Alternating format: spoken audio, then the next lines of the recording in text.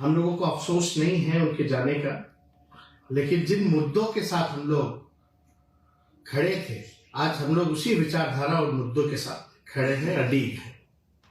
और हम लोगों को 17 महीने काम करने का मौका मिला, और जो इन 17 महीनों में जो काम हुआ है वो 17 साल में भी काम नहीं हो पाया।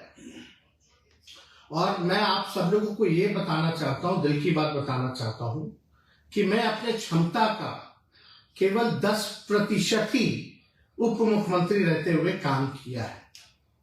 और इसलिए क्योंकि आप जानते हैं मुख्यमंत्री नीतीश कुमार जी हैं और पुराने ख्यालात के हैं और कोई विजन नहीं है उनका।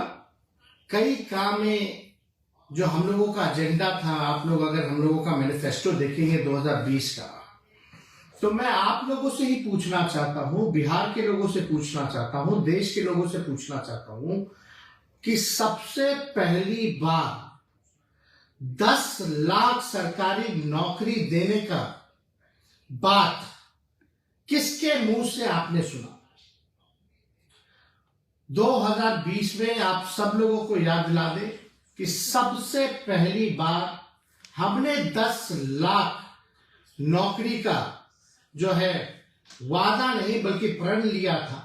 हम लोगों ने साइंटिफिक अध्ययन किया था और 10 लाख सरकारी नौकरी की बात कही थी, क्योंकि हम लोगों ने सारी साइंटिफिक रिसर्च करने के बाद हुआ कि कई विभागों में, बड़े बड़े विभागों में, छोटे विभागों में जो है नौकरियां जो है वहां मिल सकती हैं, खाली पदे हैं, उनको भरा जा सकता है, हम लोग नेशनल एवरेज के मुकाबले आ सकते हैं।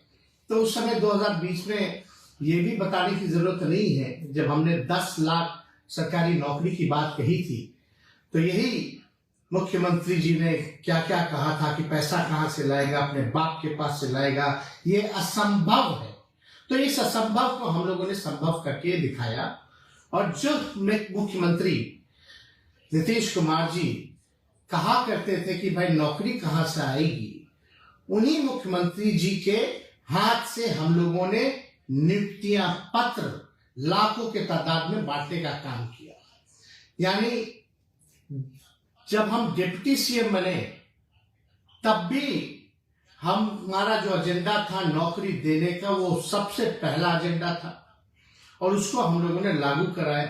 और लगभग 5 लाख के आसपास हम लोगों ने सरकारी बहालियां निकाली, लोगों को नियुक्तियां पत्र बांटने का काम किया।